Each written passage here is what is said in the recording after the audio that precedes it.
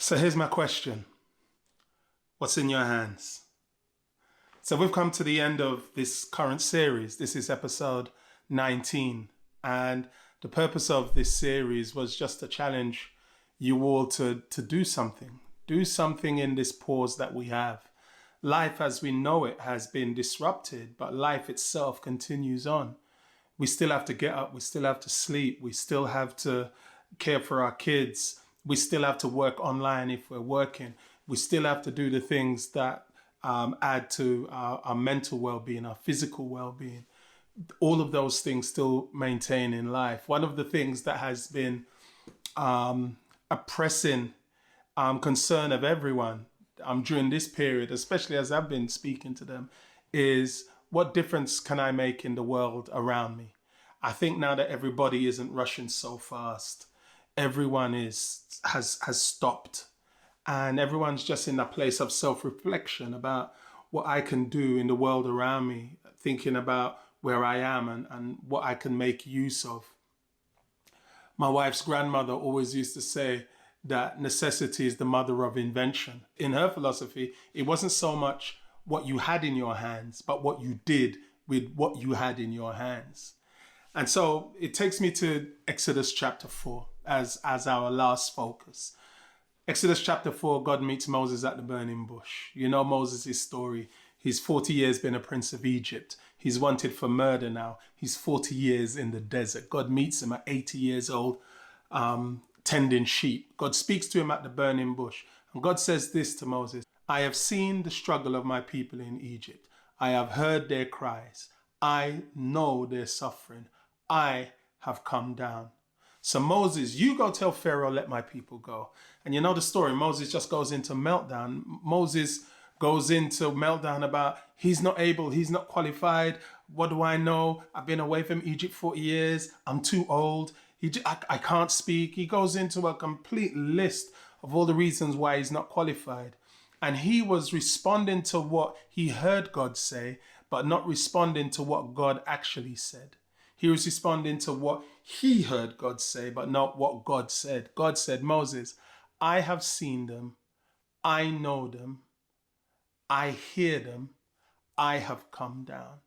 Inherent within what God was saying was the fact that God had already figured it out. God wasn't asking Moses to come up with a plan. God wasn't asking Moses to sit down and draw up his whole strategy for how he was going to get the people free. Moses was like, no, I tried that 40 years ago. You can't get them free. God was like, yeah, you tried that. But now I see them. I hear them. I know them. I am here. Then he asked Moses the question that I'm asking you. He asked Moses, what's in your hand? And Moses said, a stick. And that's when the story gets beautiful, because God said, throw down the stick. And when he threw down the stick, the very structure, molecular structure of the stick changed. There was no power in the stick. The power was in what God was able to do with the stick once Moses was willing to just throw it down. God wasn't asking Moses to do the impossible. God was asking Moses to believe that he could do the impossible. God wasn't asking Moses to move mountains. God was asking Moses to believe that he had the power to move mountains. And all he wanted Moses to do was be his mouthpiece. Now, here is the beauty. God had already figured it out because God had already seen. God already knew what he was going to say because God had already heard. God knew how to be empathetic with the people because God already knew their hearts. God knew exactly what he was going to do in this situation because God had come down. And when God comes into the human situation, God never comes into a human situation with nothing in his hands. He never comes without a plan. He never comes wondering what to do next. You see that with Adam and Eve in the first mistake. God came into the garden with a plan. And so now God steps into Moses' experience with a plan. It amazes me over my 20 years of ministry. It has amazed me to see what God is able to do with people and with the things they have, seemingly unimportant as they may be. What he is able to do with the things they are willing to throw down for him to use. I've seen foster mothers take their homes and their front rooms and then turn them into sanctuaries. I've seen them turn them into sanctuaries and turn them into places of healing, turn them into places of redemption.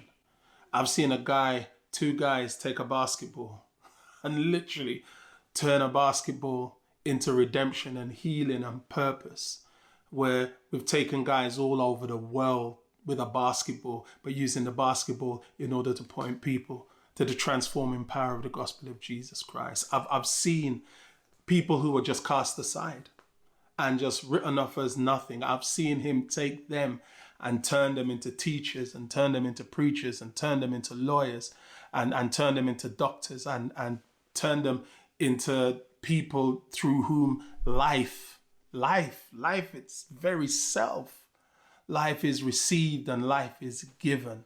I was in South Africa and I saw him take a 12-year-old girl who had a diabetic episode.